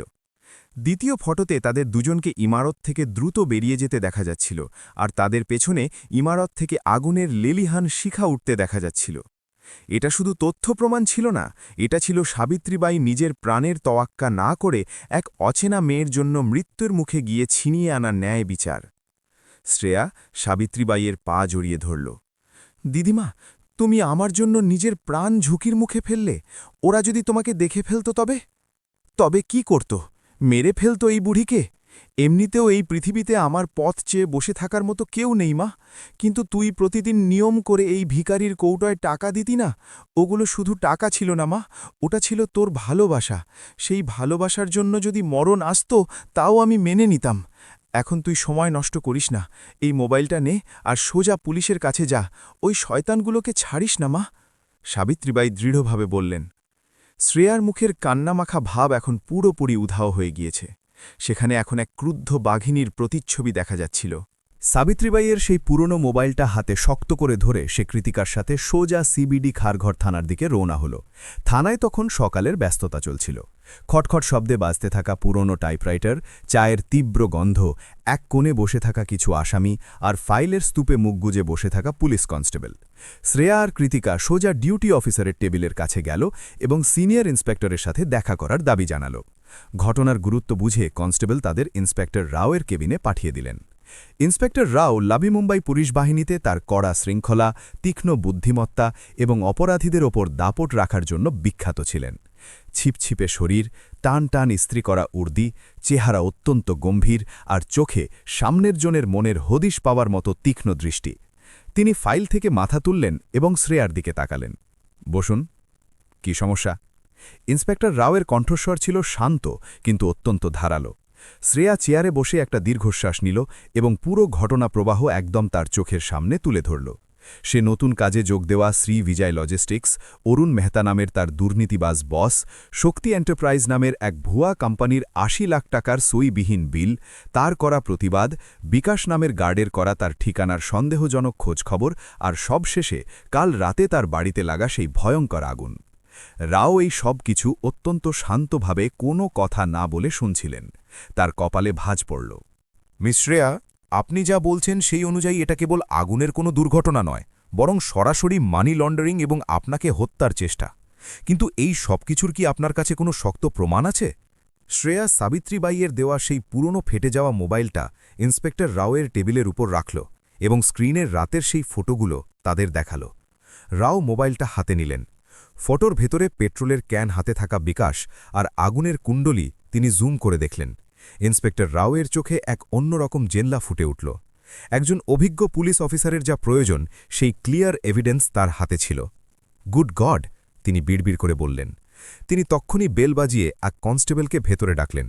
কদম, খারঘার সেক্টর 12তে কাল রাতে যে আগুনের ঘটনাটা ঘটেছে তার ফাইলটা এক্ষুনি আমার কাছে আনো, আর মিস শ্রেয়া দেশমুখের বিস্তারিত জবানবন্দি লিখে নাও। এফআইআর নথিভুক্ত করো। আইপিসি ধারা ৩০৭ হত্যার চেষ্টা, ৪৩৬ বাড়িতে আগুন লাগানো এবং ষড়যন্ত্রের মামলা দায়ের করো। রাও চেয়ার থেকে উঠে দাঁড়ালেন এবং শ্রেয়ার দিকে অত্যন্ত গম্ভীর নজরে তাকিয়ে বললেন, মিস শ্রেয়া, আপনার সেই ভিখারি দিদিমা আর আপনার ভাগ্য আজ আপনাকে বাঁচিয়ে দিয়েছে। অরুণ মেহতা নামের এই লোকটা কেবল একজন ছোটখাটো বস নয়, বরং কোনো বড় র্যাকেটের ঘুঁটি হতে পারে। ৮০ লাখ টাকার বিল মানে এটা অনেক বড় দুর্নীতি। স্যার, প্লিজ ওই অরুণ আর বিকাশকে গ্রেপ্তার করুন। ওরা আমার বাড়ি পুড়িয়ে দিয়েছে। আমার সারা জীবনের সঞ্চয় সেই আগুনে ভস্মীভূত হয়ে গিয়েছে। ওই লোকগুলো যেন বাইরে ঘুরে না বেড়ায়। শ্রেয়া আবেগপ্রবণ হয়ে বলল, ওরা বাইরে ঘুরে বেড়াবে না তার গ্যারেন্টি আমার, কিন্তু আমাদের ওদের কাছে পৌঁছনোর জন্য একটা খেলা খেলতে হবে। রাও টেবিলের ওপর হাত রেখে বললেন। কেমন খেলা স্যার? কৃতিকা জিজ্ঞেস করল। রাওয়ের মুখে একটা অর্থবহ হাসি ঘুটে উঠল। অরুণ মেহতা আর সেই গুন্ডাগুলো ভাবছে যে আপনি কাল রাতে ওই ফ্ল্যাটের ভেতরেই ছিলেন, অর্থাৎ তাদের কাছে শ্রেয়া দেশমুখ আগুনে পুড়ে খাক হয়ে গিয়েছে এবং তাদের পথের কাঁটা চিরতরে সরে গিয়েছে। তাদের ওই ভুল ধারণার মধ্যেই থাকতে দিন। আপনি যে থানায় এসেছেন এবং আপনি যে বেঁচে আছেন এই খবর যেন ভুল করেও তাদের কাছে না পৌঁছায়। শ্রেয়া আর কৃতিকা অবাক হয়ে শুনছিল। আজ থেকে আপনি সরকারিভাবে আমাদের জন্য নিখোঁজ। আপনি কোথাও বাইরে বেরোবেন না, অফিসে যাবেন না, আর কাউকেও ফোন করবেন না। আমরা অরুণকে এমনভাবে অপ্রস্তুত রাখব যে সে নিজেই নিজের পায়ে কুড়াল মারবে, আর এই সুযোগ কাজে লাগিয়ে আমি তার অফিসের রেড মারব। রাও তার মাস্টার প্ল্যান শোনালেন। শ্রেয়া মাথা নেড়ে সম্মতি জানাল। এবার পুলিশের দাবার বোর্ডে অরুণ মেহতা আর সেই গুন্ডাদের কিস্তিমাত করার সময় এসেছিল। সাবিত্রীবাইয়ের সেই পুরনো মোবাইল অরুণের বিনাশের স্ফুলিঙ্গ তৈরি করেছিল, আর ইন্সপেক্টর রাওয়েল নেতৃত্বে সেই স্ফুলিঙ্গ দাবানল হওয়ার সময় ঘনিয়ে এলো। নেরুলে কৃতিকার বাড়িতে আজ অদ্ভুত নিস্তব্ধতা ছিল। জানালার পর্দাগুলো পুরোপুরি টেনে দেওয়া হয়েছিল। ইন্সপেক্টর রাওয়ের নির্দেশ অনুযায়ী শ্রেয়া দুনিয়ার চোখে নিখোঁজ, কিংবা তাদের ভাষায় বলতে গেলে মৃত। তার ফ্ল্যাটে লাগা আগুনের খবর স্থানীয় খবরের কাগজে এসেছিল, যেখানে এক মহিলার পুড়ে মৃত্যুর সম্ভাবনার কথা উল্লেখ ছিল। এই খবরটাই অরুণ মেহতাকে অসতর্ক রাখার জন্য রাও ইচ্ছে করে ছড়িয়ে দিয়েছিলেন। শ্রেয়া সোফায় বসে শ্বাস বন্ধ করে চিন্তা করছিল। হঠাৎ তার মাথায় একটা বুদ্ধি খেলে গেল। কৃতিকা, আমার ল্যাপটপ! সে চিৎকার করে উঠল। কি হয়েছে? ল্যাপটপ তো কাল তুই অফিস থেকে আসার সময় তোর ব্যাগেই এনেছিলি না? কৃতিকা অবাক হয়ে জিজ্ঞেস করল। হ্যাঁ, আর আমার ভাগ্য ভালো যে ওটা আমার সাথেই ছিল। অফিসের সব ডেটা, আমার পুরনো ইমেলগুলো ওতে আছে। অরুণ মেহতা যদিও আমাকে মারার ষড়যন্ত্র করেছে, কিন্তু আমি তার কালো ব্যবসা এভাবে ধামাচাপা পড়তে দেব না। শ্রেয়া ঝটপট ব্যাগ থেকে ল্যাপটপ বের করল। সে ল্যাপটপ চালু করল। তার হাত দ্রুত কিবোর্ডের উপর চলতে লাগল। গত 2 মাসে তার পাঠানো ইমেল, ড্রাফট এবং কিছু ডাউনলোড করা ফাইল সে খুঁটিয়ে খুঁটিয়ে পরীক্ষা করতে লাগল। অরুণ অত্যন্ত ধূর্ত ছিল। সে মেইন সার্ভার থেকে অনেক লেনদেন ডিলিট করে দিয়েছিল, কিন্তু শ্রেয়া একজন দক্ষ অ্যাকাউন্টেন্ট ছিল। ডেটা কোথা থেকে কিভাবে বের করতে হয় তা সে ভালো করেই জানত। সে ট্র্যাশ ফোল্ডার এবং কিছু হিডেন ফাইল খুঁজতে শুরু করল। দীর্ঘ 2 ঘন্টার হাড় ভাঙা পরিশ্রমের পর তার চোখে এক জ্যাল্লা ফুটে উঠল। পেয়েছি কৃতিকা, এদিকে দেখ। শ্রেয়া কৃতিকাকে কাছে ডাকল। স্ক্রিনে প্রজেক্ট শক্তি কনফিডেন্সিয়াল নামের একটা অ্যাক্সেস ফাইল খোলা ছিল। ওতে কেবল ৮০ লাখ নয়, বরং প্রায় ২০ কোটি টাকার লেনদেনের হিসেব ছিল। শক্তি এন্টারপ্রাইজ নামের কোম্পানির কোনো অস্তিত্বই ছিল না, কিছু ডামি ডিরেক্টরের নাম, ভুয়া প্যান নম্বর আর বোগাস জিএসটি বিল ব্যবহার করে এই কালো টাকা মরিশাস আর দুবাইয়ের কিছু অফশোর অ্যাকাউন্টে ট্রান্সফার করা হচ্ছিল। ওই ফাইলে হাওয়ালা অপারেটরদের ফোন নম্বর আর অরুণের সই করা স্ক্যান কপিগুলো ছিল। এটা একটা বিশাল বড় আন্তর্জাতিক মানি লন্ডারিং দুর্নীতি ছিল। শ্রেয়া এক মুহূর্ত সময় নষ্ট না করে পুরো ডেটা, সেই ভুয়া ভাউচারগুলোর স্ক্রিনশট আর ওই ফাইলটা জিপ করে ইন্সপেক্টর রাওয়ের অফিসিয়াল ইমেল আইডিতে পাঠিয়ে দিল।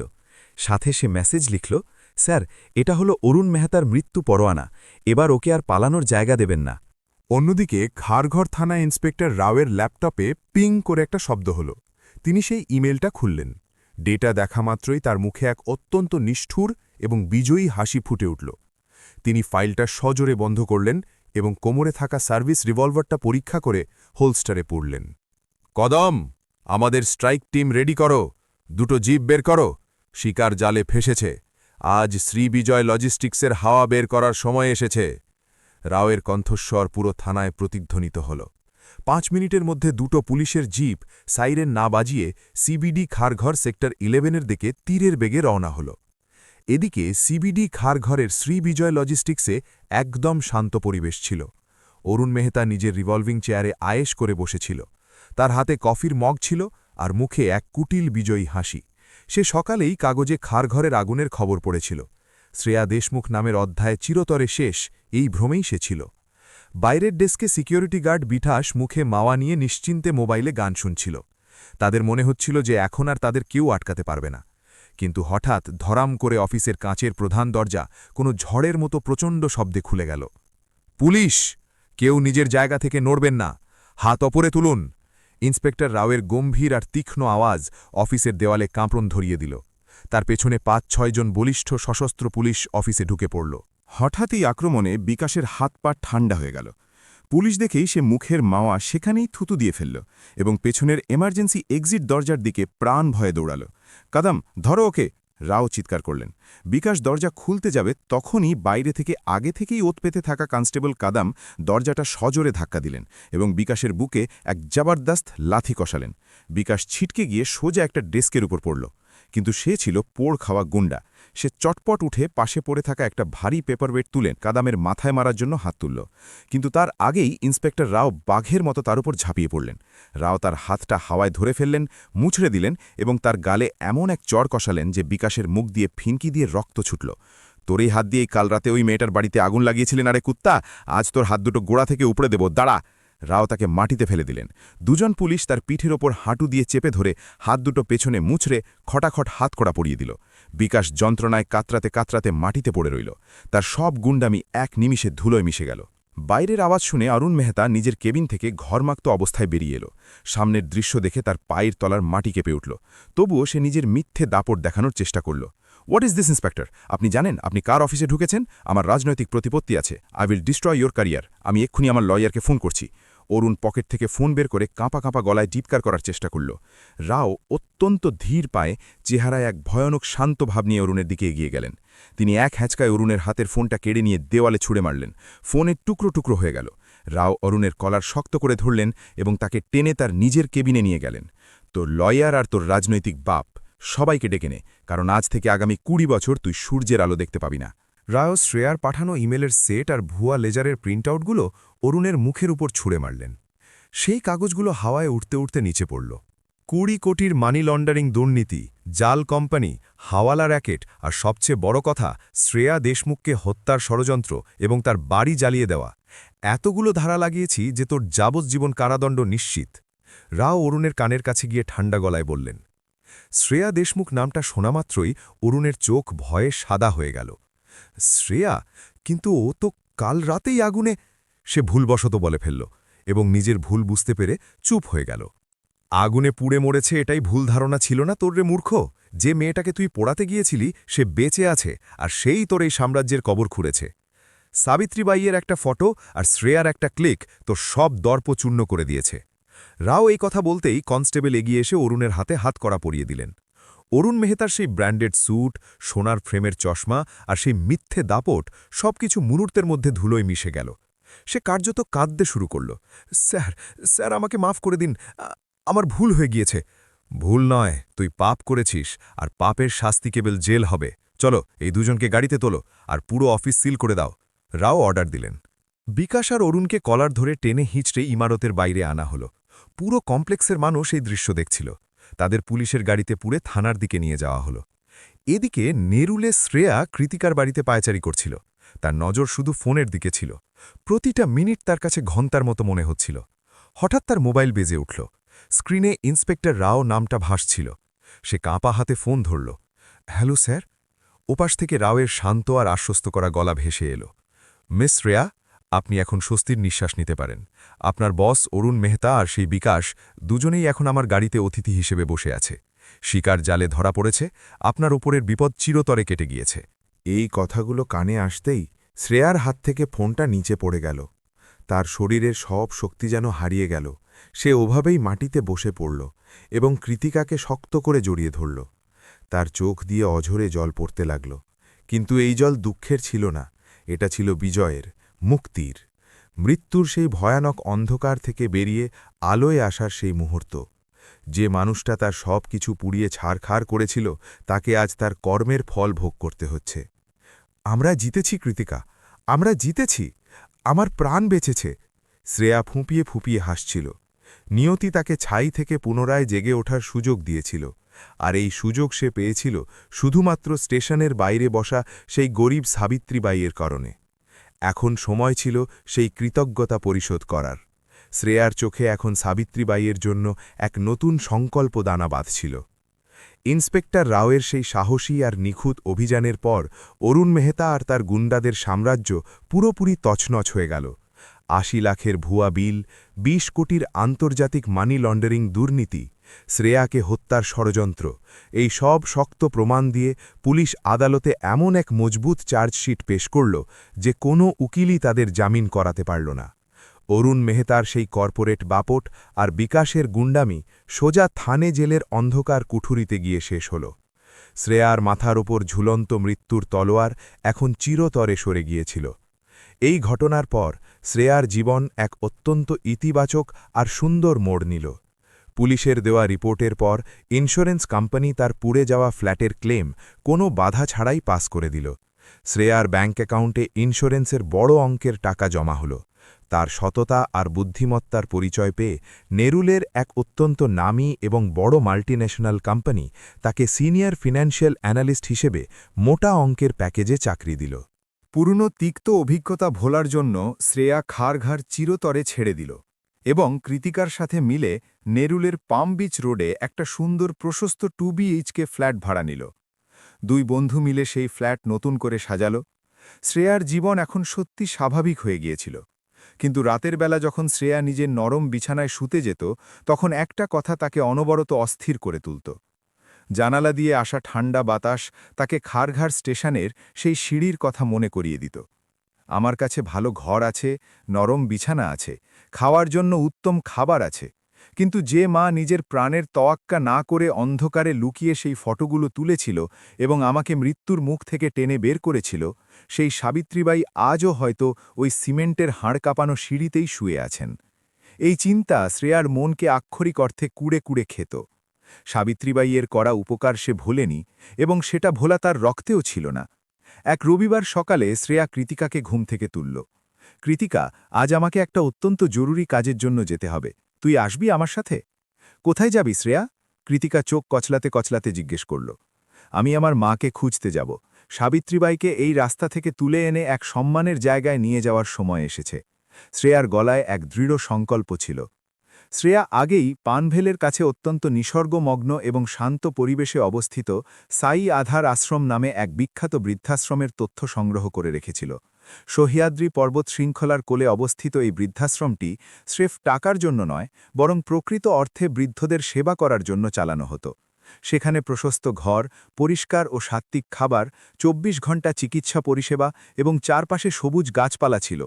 শ্রেয়া সেখানে গিয়ে ট্রাস্টিদের সাথে দেখা করল এবং সাবিত্রীবাইয়ের জন্য একটা হাওয়া বাতাসপূর্ণ বড় জানালার ঘরের ব্যবস্থা করল। সে নিজের বেতন থেকে সাবিত্রীবাইয়ের থাকা, খাওয়া এবং ওষুধের 1 বছরের খরচ আগাম জমা করে দিল। সেখান থেকে সে সোজা পানভেলের বাজারে গেল নিজের মায়ের জন্য কোনো মেয়ে যেভাবে কেনাকাটা করে ঠিক সেই আবেগ নিয়েই সে কেনাকাটা করছিল। সাবিত্রীবাইয়ের গায়ে থাকা সেই বিবর্ণ তালিমারা শাড়িটি তার চোখের সামনে ভাসছিল। সে সাবিত্রীবাইয়ের জন্য দুটো নরম সুতি ইরকল শাড়ি, দুটো নববাড়ি শাড়ি, শীতের জন্য অত্যন্ত নরম এবং উমদায়ক একটি শাল, পায়ে দেবার জন্য নরম চটি, নারকেল তেলের শিশি, স্নানের জন্য সুগন্ধি সাবান এবং তার পছন্দের কিছু খাবারের ডাব্বা কিনল। এই সব কিছু কেনার সময় শ্রেয়ার মুখে এক অদ্ভুত তৃপ্তি ছিল। সকাল 11টা বাজতে চলল। শ্রেয়া আর কৃতিকা গাড়িতে করে সিবিডি খারঘর স্টেশনের কাছে পৌঁছাল। রবিবারে সকাল হওয়ায় ভিড় কিছুটা কম ছিল। শ্রেয়া তড়িঘড়ি করে স্টেশনের ব্রিজের সিঁড়ির দিকে গেল এবং দেখল সেখানে চিরচেনা জায়গায় একটা খুঁটিতে হেলান দিয়ে সাবিত্রীবাই চোখ বন্ধ করে বসেছিল। ঠান্ডার কারণে তিনি কাশছিলেন। তার মুখটা আরও ফ্যাকাশে লাগছিল। শ্রেয়া তার কাছে গিয়ে নিচু হয়ে তার কুচকানো পা ছুঁয়ে প্রণাম করল। পায়ে কারো হাতের স্পর্শ পেতেই সাবিত্রীবাই চমকে উঠে চোখ খুললেন।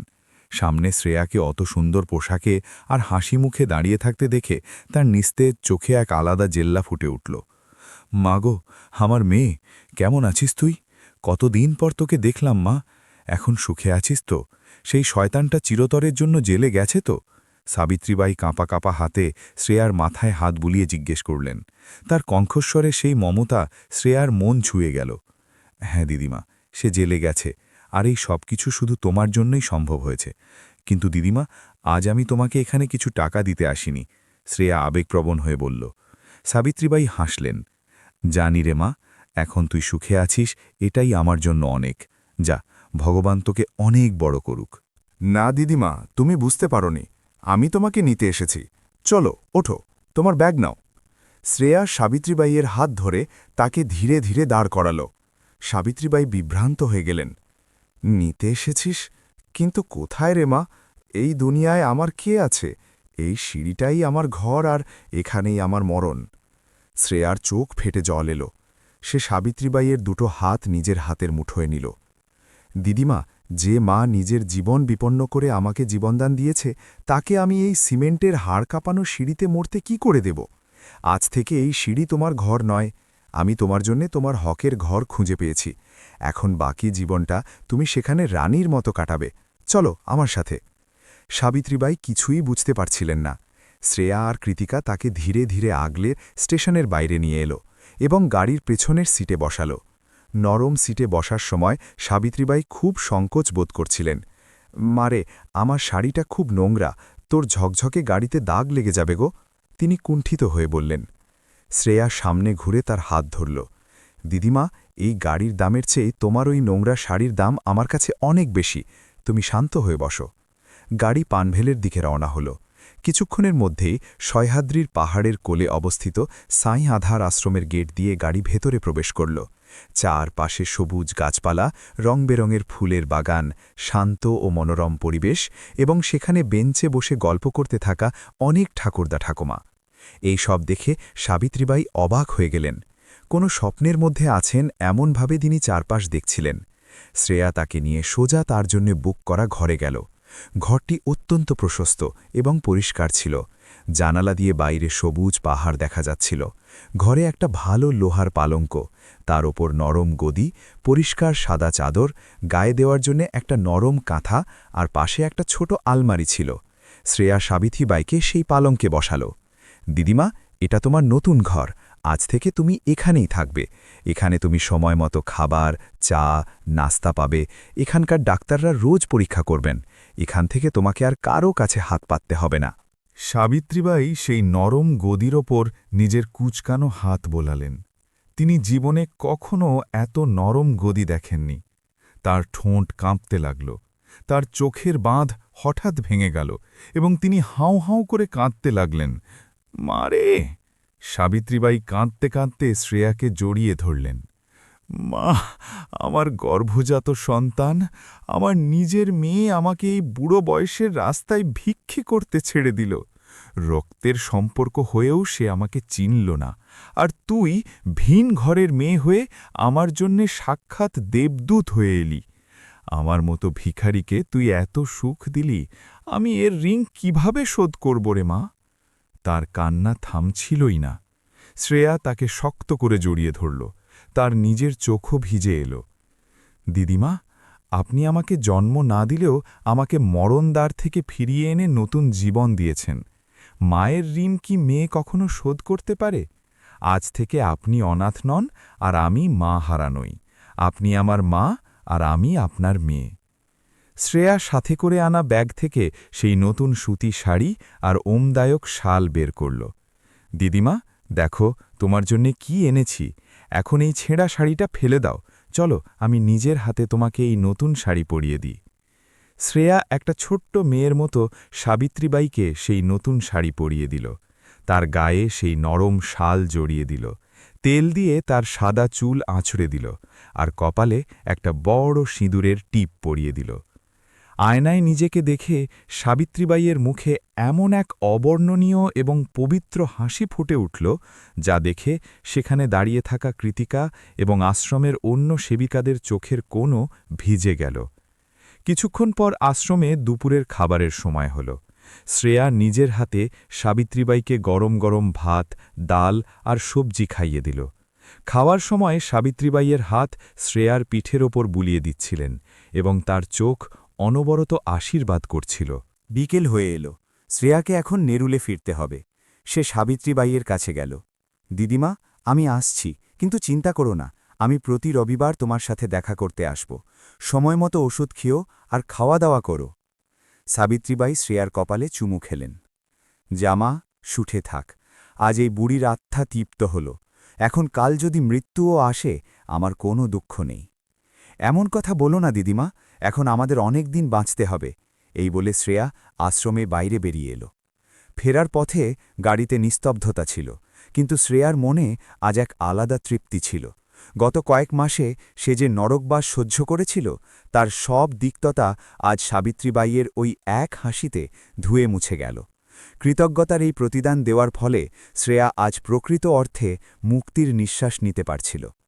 প্রকৃতি এবং কর্মের এই খেলা সত্যিই অদ্ভুত ছিল। এইসব ঘটনার পর 6 মাস কেটে গেল। বর্ষার জায়গা এখন মনোলম শীতের আমেজ দখল করে নিয়েছিল। শ্রেয়ার জীবনে এখন একটা সুন্দর স্থিরতা এসেছিল।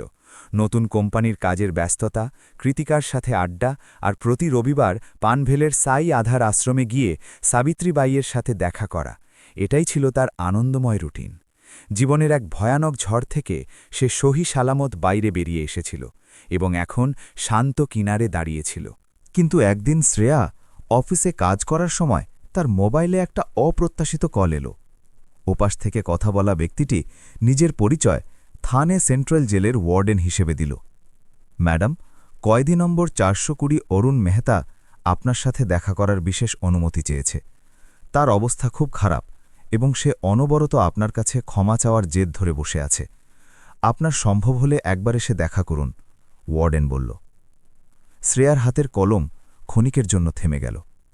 অরুণ মেহতা, যে মানুষটি তাকে জীবন্ত পুড়িয়ে মারার ষড়যন্ত্র করেছিল, তার সাথে দেখা করতে যাওয়ার বিন্দুমাত্র ইচ্ছা তার ছিল না। কিন্তু পরক্ষণেই সে চিন্তা করল যে অতীত তাকে এত যন্ত্রণা দিয়েছিল, সেই অতীতকে চিরতরে কবর দেওয়ার জন্য একবার তার মুখোমুখি হওয়া প্রয়োজন। সে ওয়ার্ডেনকে সম্মতি জানাল। পরদিন সকালে শ্রেয়া থানে জেলের সেই বিশাল লোহার আর অন্ধকার গেটের বাইরে দাঁড়িয়েছিল।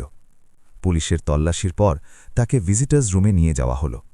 মাঝখানে একটা মোটা কাঁচ ছিল আর ওপাশে একটা লোহার চেয়ার। ভেতরের পরিবেশে এক ধরনের গুমোট এবং হতাশাজনক গন্ধ ছিল। কিছুক্ষণ পর এক কনস্টেবল অরুণকে সেখানে নিয়ে এলো। শ্রেয়া কাঁচের ওপাশে তাকাল এবং মুহূর্তের জন্য নিজের চোখকে বিশ্বাস করতে পারল না। শ্রী বিজয় লজিস্টিক্সের সেই দাপুটে দামি ব্র্যান্ডের স্যুট পরা আর চোখে সোনার ফ্রেমের চশমা থাকা অরুণ মেহতা সেখানে ছিল না। সেই জায়গায় অত্যন্ত জীর্ণ, অসুস্থ, দাড়ি ভর্তি এবং নোংরা কয়েদি পোশাক পরা এক হতাশ মানুষ দাঁড়িয়েছিল। তার চোখের নিচে কালি পড়ে গিয়েছিল এবং মুখের তেজ চিরতরে হারিয়ে গিয়েছিল। অরুণ কাঁপা কাঁপা হাতে কাঁচের অপরের ইন্টারকমটি তুলল। শ্রেয়াও অপাশ থেকে ফোন কানে নিল। শ্রেয়া, অরুণের গলা ভাঙা এবং অত্যন্ত ক্ষীণ ছিল। ফোন ধরার সময় তার হাত কাঁপছিল। শ্রেয়াকে দেখা মাত্রই তার চোখ দিয়ে অঝরে জল পড়তে লাগল। আমাকে মাফ করে দাও শ্রেয়া, আমাকে মাফ করে দাও। আমি টাকার মোহে এতটাই অন্ধ হয়ে গিয়েছিলাম যে আমি একটা নিষ্পাপ মেয়ের প্রাণ নিতে বেরিয়েছিলাম। আজ আমি এই 4 দেওয়ালের মধ্যে পৌঁছে মরছি।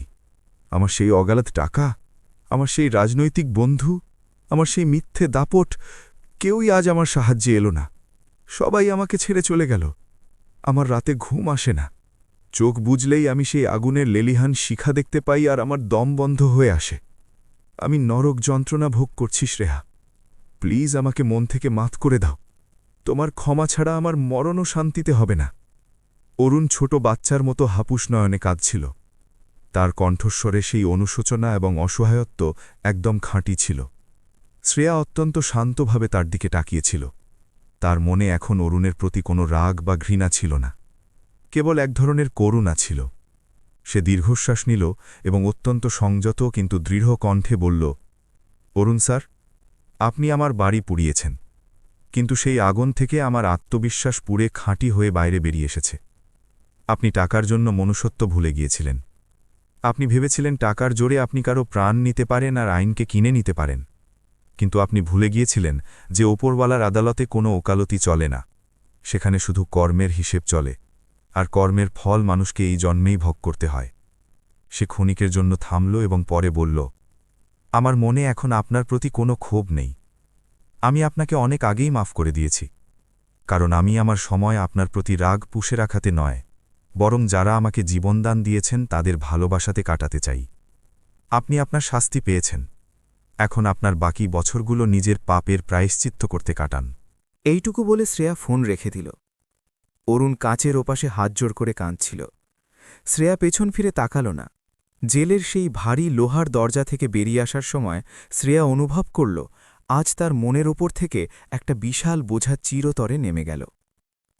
কর্মফল কিভাবে ঘোরে তার চাক্ষুষ প্রমাণ আজ সে নিজের চোখে দেখল। সেখান থেকে বেরিয়ে সে সোজা পানভেলের সাই আধার আশ্রমের দিকে রওনা হল। আজ রবিবার ছিল এবং সাবিত্রী বালির সাথে দেখা করার এক টান সে অনুভব করছিল। নিসর্গমগ্ন আধার আশ্রমের গেট দিয়ে ভেতরে ঢুকতেই শ্রেয়ার মুখে এক প্রসন্ন হাসি ফুটে উঠল। সে বরাবরের মতো সাবিত্রীবাইয়ের পছন্দের খাবার আর ফল সাথে নিয়েছিল। সে সাবিত্রীবাইয়ের ঘরের দিকে হেঁটে গেল। ঘরের দরজার কাছে পৌঁছতেই শ্রেয়ার পা হঠাৎ থমকে গেল। ঘর থেকে কারো কান্নার এবং ছোট বাচ্চাদের হাসির আওয়াজ আসছিল। শ্রেয়া ধীরে ধীরে দরজার আড়াল থেকে ভেতরে তাকাল এবং অবাক হয়ে গেল। সাবিত্রীবাই তার পালঙ্কে বসেছিলেন। তিনি শ্রেয়ার দেওয়া সেই সুন্দর ইরকল শাড়িটা পরেছিলেন, কিন্তু আজ তার মুখে এক অদ্ভুত স্বর্গীয় আনন্দ উপচে পড়ছিল। তার পায়ের কাছে এক সাধারণ চেহারার মহিলা নিচে বসে সাবিত্রীবাইয়ের কোলে মাথা রেখে ফুপিয়ে ফুপিয়ে কাঁদছিল, এবং দুটো ছোট বাচ্চা সাবিত্রীবাইয়ের চারপাশে খেলছিল, তাকে জড়িয়ে ধরছিল। শ্রেয়ার বুঝতে দেরি হল না। সে ছিল সাবিত্রীবাইয়ের সেই হারিয়ে যাওয়া মেয়ে এবং নাতি নাতনি। কিন্তু এটা কিভাবে সম্ভব হল? ইন্সপেক্টর রাও শ্রেয়াকে সাহায্য করার সময় সাবিত্রীবাইয়ের জবানবন্দি নথিভুক্ত করেছিলেন। তখন তিনি সাবিত্রীবাইয়ের আত্মীয়দের খোঁজ নিয়েছিলেন। সাবিত্রীবাইয়ের পুরনো বস্তির লোকদের কাছ থেকে তার মেয়ের ঠিকানা পুলিশ পেয়েছিল। যখন মেয়ের কাছে পুলিশের ফোন গেল এবং সে জানতে পারল যে এক অচেনা মেয়ে তার মাকে রাস্তা থেকে তুলে এক সম্মানের জায়গায় রেখেছে, তখন সে নিজের কাজের জন্য অত্যন্ত লজ্জিত হল। নিজের মাকে বুড়ো বয়সে রাস্তায় ভিক্ষে করতে ছেড়ে দেওয়ার পাপ তাকে কুড়ে কুড়ে খাচ্ছিল। অনুশোচনার আগুনে পুড়তে পুড়তে সে আজ নিজের মাকে খুঁজতে সেখানে এসেছিল। মা, আমাকে মাফ করে দাও গো, আমি ভুল করেছি। আমার স্বামী আর শাশুড়ির চাপে পড়ে আমি তোমাকে বাড়ি থেকে বের করে দিয়েছিলাম, কিন্তু আজ আমি বুঝেছি যে মা ছাড়া মেয়ের জীবন কতটা মূল্যহীন। আমাকে মাফ করো মা, এখন আমি তোমাকে এখানে রাখব না, আমি তোমাকে আমার বাড়ি নিয়ে যাব, আমি তোমার সারা জীবন সেবা করব। ওই মহিলা সাবিত্রীবাইয়ের পা ধরে কাঁদছিল। সাবিত্রীবাইয়ের চোখ দিয়েও অশ্রুধারা বইছিল। এক মায়ের হৃদয় কখনো কঠোর হতে পারে না। তিনি নিজের মেয়েকে তুলে শক্ত করে জড়িয়ে ধরলেন এবং তার মাথায় হাত বুলিয়ে বললেন, পাগলি কোথাকার, কোনো মা কি কখনো মেয়ের ওপর রাগ করে? তুই এসেছিস, এটাই অনেক বড় ভাগ্য। তিনি নিজের নাতি নাতনিদের কাছে টেনে নিলেন এবং তাদের আদর করলেন। শ্রেয়া এইসব দরজায় দাঁড়িয়ে দেখছিল। তার চোখ দিয়েও আনন্দের জল বইছিল। সাবিত্রীবাই তাদের হকের পরিবার ফিরে পেয়েছিলেন। শ্রেয়া একটু গলা খাকারি দিল। সে ভেতরে গেল। শ্রেয়াকে দেখা মাত্রই সাবিত্রীবাইয়ের মুখ আরও উজ্জ্বল হয়ে উঠল। মারে, এদিকে আয়। সাবিত্রীবাই শ্রেয়াকে কাছে ডাকলেন। সাবিত্রীবাই নিজের মেয়েকে শ্রেয়ার দিকে দেখিয়ে অত্যন্ত গর্বের সাথে এবং ভরা গলায় বললেন, সুমন, দেখ, এই হলো আমার দ্বিতীয় মেয়ে। তুই আমাকে জন্ম না দিলেও যখন তুই আমাকে রাস্তায় ছেড়ে দিয়েছিলিস তখন এই মেয়েই আমাকে অন্ন জুগিয়েছে, আর আমার একটা পুরনো মোবাইলের বদলে সে আমাকে এই রাজপ্রাসাদের মতো ঘর দিয়েছে। আজ যদি আমি বেঁচে থাকি আর তোদের সাথে দেখা করতে পারি তবে সেটা শুধু এই শ্রেয়া আমার জন্য। সুমন শ্রেয়ার দিকে তাকিয়ে হাতজোড় করে এগিয়ে এলো। দিদি, তোমার ঋণ আমি 7 জন্মেও শোধ করতে পারব না। যে মাকে আমি মাঝপথে ছেড়ে দিয়েছিলাম তাকে তুমি নিজের মায়ের মতো আগলে রাখলে। তুমি প্রকৃত অর্থে আমার বড় বোন। শ্রেয়া সুমনের হাত নিচে নামালো এবং তাকে জড়িয়ে ধরল। সুমন, ঋণ তো তার আমার উপর আছে। তিনি আমার প্রাণ বাঁচিয়েছেন বলেই আজ আমি এখানে দাঁড়িয়ে আছি। এখন দিদিমাকে তোমার বাড়ি নিয়ে যাও আর তাকে অনেক ভালোবাসা দিও। তার এখন শুধু পরিবারের মমতার প্রয়োজন। সাবিত্রীবাই শ্রেয়ার হাত ধরে কাঁদছিলেন। মা, আমি বাড়ি গেলে তুই দেখা করতে আসবি তোরে? হ্যাঁ দিদিমা, আমি প্রতি রবিবার তোমার হাতের চা খেতে তোমার বাড়ি যাব, এটা আমার কথা। শ্রেয়া হাসতে হাসতে বলল। সেই দিন সন্ধে শ্রেয়া সাঁই আধার আশ্রমের গেটের বাইরে দাঁড়িয়েছিল। সাবিত্রীবাই নিজের মেয়ে আর নাতি নাতনিদের সাথে হাসতে হাসতে একটা রিকশায় চড়ে নিজের হকের বাড়িতে ফিরে যাচ্ছিলেন। যাওয়ার সময় সাবিত্রীবাই জানালা দিয়ে হাত নাড়লেন এবং শ্রেয়া তাকে দুচোখ ভরে বিদায় জানাল। দিগন্তের ওপারে সূর্য ডুবছিল এবং আকাশে কমলা রঙের এক সুন্দর আভা ছড়িয়ে পড়েছিল। সেই অস্তগামী সূর্য যেন শ্রেয়ার জীবনের সব দুঃখ আর সংকটকে চিরতরে সাথে নিয়ে যাচ্ছিল। শ্রেয়া এক দীর্ঘ তৃপ্তির শ্বাস নিল। সে প্রকৃত অর্থে একটা জিনিসের মানে বুঝতে পেরেছিল। মানুষের নিঃস্বার্থভাবে বাড়িয়ে দেওয়া সাহায্যের একটা ছোট্ট হাত, কালোর ওই ছেঁড়া ঝোলায় ফেলা সেই 20 টাকা কখনো বৃথা যায় না। এই অসীম বিশ্বে কর্ম নামের এক অদৃশ্য ক্যামেরা অনবরত চলতে থাকে। আমরা যা বপন করি তাই ফলি। অরুণ মেহতার লোভ আর ঘৃণা বুনেছিল। সে আজ অন্ধকার আর অনুশোচনা পেল। কিন্তু শ্রেয়া খারঘার স্টেশনের সিঁড়িতে অসহায়ভাবে বসে থাকা এক বৃদ্ধা দিদিমাকে নিঃস্বার্থ মমতা দিয়েছিল এবং তার বদলে সে সাক্ষাৎ মৃত্যুর মুখ থেকে জীবনদান পেল। সাবিত্রীবাইয়ের সেই পুরনো ফেটে যাওয়া মোবাইল আর তাতে থাকা সেই অস্পষ্ট ফটোগুলো শুধু প্রমাণ ছিল না, সেগুলো ছিল নিয়তির পক্ষ থেকে সত্য এবং নিঃস্বার্থ ভালোবাসাকে দেওয়া এক স্বীকৃতি। এক অচেনা ভিখারি দিদিমার ডাব্বায় ফেলা সেই 20 টাকা এবং তার বদলে পাওয়া এই অসীম জীবন। শ্রেয়া গাড়িতে বসল এবং নেরুলের দিকে গাড়ি ঘোরাল। তার মুখে এখন এক অটল শান্তি এবং চিরস্থায়ী আনন্দ স্থির হয়েছিল। এমন এক আনন্দ যা দুনিয়ার কোনো সম্পদ দিয়ে কেনা যায় না, তা পাওয়া যায় শুধু মনুষ্যত্ব টিকিয়ে রাখলে। বন্ধুরা, শ্রেয়া এবং সাবিত্রীবাইয়ের এই মন ছুঁয়ে যাওয়া গল্পটি আপনাদের কেমন লাগল? মানুষের করা একটা নিঃস্বার্থ ত্যাগ কখনো বৃথা যায় না এবং কর্মের ফল সবাইকে এখানেই ভোগ করতে হয়, এটাই এই গল্প থেকে শেখা যায়।